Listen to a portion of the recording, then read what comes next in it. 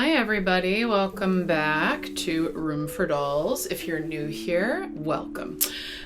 So if you've watched my previous videos, you know that I've been unpacking my dolls because I've moved into a new house and I've never had a doll room before, but now I have this sweet little square room and I believe I'm going to make this into my doll room, also where I'm going to record. So I thought it was a good time for me to just unpack, talk about my plans. In the first video, I showed you my Felicity dolls. And then in the second video, we went through my Josefina and Addie's, or my Addie, because I do only have one at the moment. And then we looked at my Samantha dolls that I have. So I think now we can look at my Kirstens. Now, Kirsten's another doll I have quite a few face molds of. Again, if you watched my previous video, you know that I said my favorite thing to do as a collector is look for really unique face molds. I don't have a lot of outfits for all the dolls yet. But I kind of get obsessed with finding the kind of unique variants and not always the most sought after variants. I know a lot of people get really excited to find a chipped tooth or a dreamer, and I'm lucky enough to own the dreamers, the sought after dreamers. We'll save that for another video, as well as some big tooth dolls. I have one chipped tooth. The ones I like to look for are more the kind of they're kind of just almost like one of a kinds. I think I Dream of Johnny phrased it the best. He's very knowledgeable about Pleasant Company. If you want to learn, he's the one to go to. I'm just an enthusiast. But I think he explained it in the best way, that Pleasant Company was so successful that they were just grabbing anything that they had, I think, to keep up with demand. I think this is very clear because you wouldn't believe how different some of these dolls look. So, let's look at some Kirstens. I have maybe, like I said, I think I have 5, maybe 6 Kirstens. But I only have 2 here. The way that I sort of do things at the moment is that when I'm abroad, I don't really order things directly to my house very often. What I usually do is I might hunt on eBay or make deals with collectors, and they usually get shipped to my house in the States, and over time I might get a bigger box of lots of dolls. So at the moment I only have 2 here, but I have others elsewhere. So again, this is a really good chance to see how different these dolls can look and why we get addicted. And I'll talk about it in another video, but there are particular periods of Pleasant Company where I don't like the face molds. I want to say there are 2 actually that I particularly don't like, for my own reasons, but otherwise, once you get your first early doll, or a doll that's even I'd say even in the early 90s, getting one of these, even a beige body doll, because I have some, you're just oh my god, I'm obsessed. When you get it. There's only 1 or 2, like I said, of the face molds that I'm not into, but the rest, I'm convinced anybody would go, oh, I get it, So, this first doll I'm going to show you, this is the only big tooth doll that I have here. This is a Kirsten with a big tooth. She's a big tooth, very clearly so. I hadn't had one before. I have one that apparently the person who gave it to me, and I checked this with a reputable collector, she's still considered a big tooth, but I think if you're a hardcore big tooth collector, she wouldn't cut it.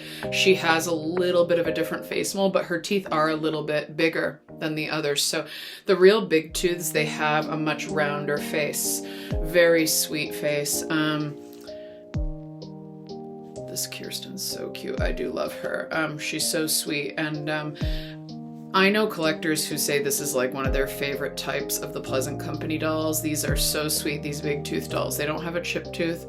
To be honest, see, even when I look at this doll, she doesn't have the most, I don't know, they call them big tooth, but they don't seem that big, but I guess they are. I feel like it's more that their face is round and their face is wider in a good way. And again, when you start collecting, the best thing to do when you start getting little different, I'd say if you're a beginner collector and you don't have a lot, even if you're on a very small budget, try to look for dolls that are on a low that have a low price point so that you can get a few in person and see what they look like next to each other. That's really the only way to kind of start knowing how to hunt on eBay and, you know, jump on opportunities to get something more rare. Because I can say I couldn't tell, but now when I see dolls, I'm like, oh, that's this face mold. I can kind of make a call more quickly. I suppose that seems obvious. So this is my big tooth Kirsten. Very, very sweet. She was not mint. And in fact, I don't know, someone would have to tell me. I braided her hair in my previous video. I said I love to braid their hair. It's like all I do. I like Trade who can have braided hair because I just like braid everyone's hair and go, they're so cute. And it's like, they can't all just look like that. She has the braided hair now.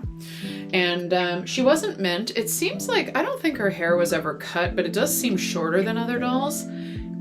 Whether or not that's true, I don't care. She's so sweet. I just love her.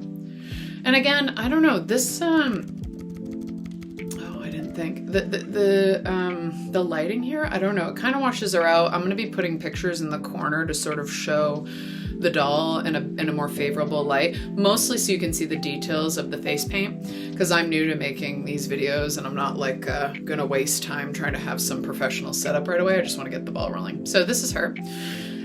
Now, my second Kirsten. She's very cute. She's the one that I pair with my goofy Samantha. I'll do a video on that later. She's very cute. I don't know which kind of variant people would call this. I think it might be like a transitional white body, some people call it, but I don't know. She has flat strings. Very good condition.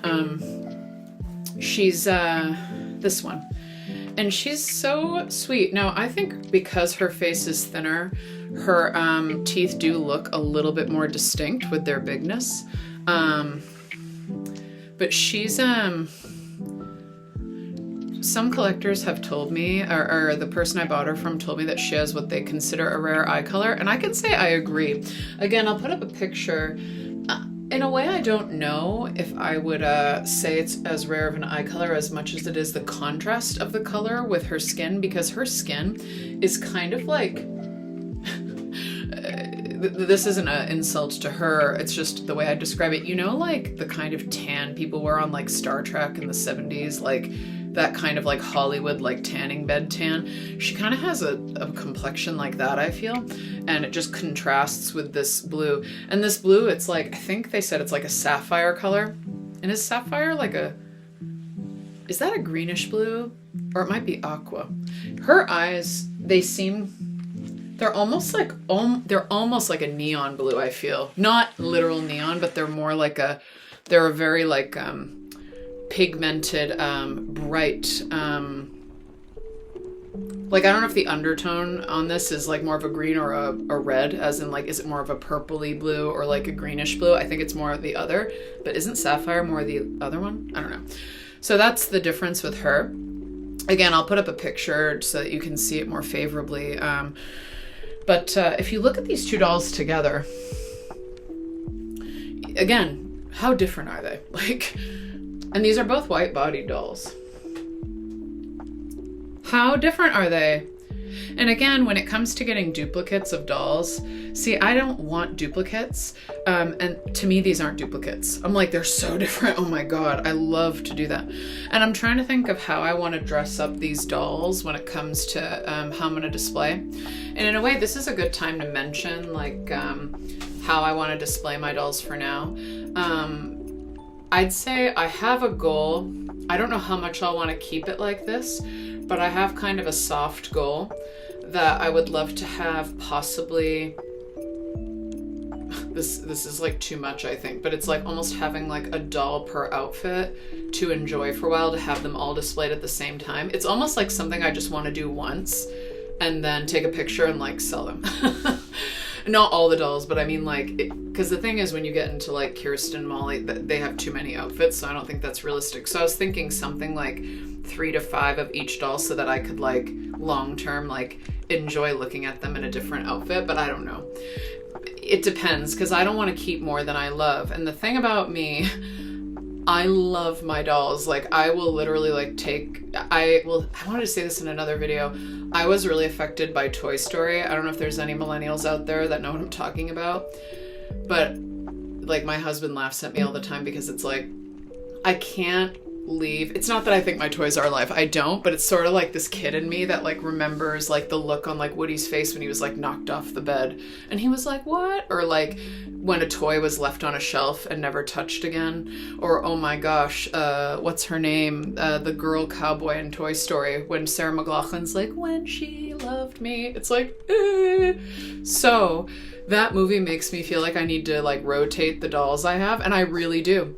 I really do. Like, I'll like go do some work and I'll take one down and I'll display her, or I might have a doll. I always have like one doll around when I'm at home, of course, just kind of hanging out. And I'll tell that story separately someday, like why I started collecting Pleasant Company again. But it like, I feel like I'm less of like, I obsess less about having like a perfect display. I love to have the dolls around. The point is, I don't want to have any more dolls than I actually really love, and I genuinely love both of these. And I have some others at home. Hopefully I'll be picking them up later in the year, but they're all very different. I'm curious which ones I'm actually going to want to keep. I have one Kirsten that's mint in the box that's very early, like in 87, but I don't know if I'm going to adore her. She might be one that I hold on to appreciate and value, and then possibly sell down the line to kind of offset costs of collecting. But I'm hoping YouTube will help with that too. But anyway, these are my two Kirstens. They're so sweet. I have a meat outfit for this one. Otherwise, these are both, I would say, used condition outfits. I'm looking I don't say this about many of my outfits. I really love good used condition. I'd say like ones that are like almost still a little crispy. They're not new in box. They're like taken out of box, barely used. I like that condition. These are like used, been washed. They're kind of soft, so I am like slowly looking to upgrade, but in no rush. I think right now this year my goal is to get more clothes, and maybe in 2027 I'll be like trying to upgrade stuff. But very sweet. So I have one more video of my early Pleasant Company dolls, and that's going to be my Molly dolls. And I only have two of those here. And then I believe we'll be able to move on to sort of my early Mattel and American Girl dolls of to the Truly Me's. I was going to say American Girl dolls of today, but that's a line. I mean Mattel's American Girls. We can look at those in the next video. So please subscribe. I love subscribing and supporting doll collecting channels. It's fun to get to know you all. So I hope that we all connect soon.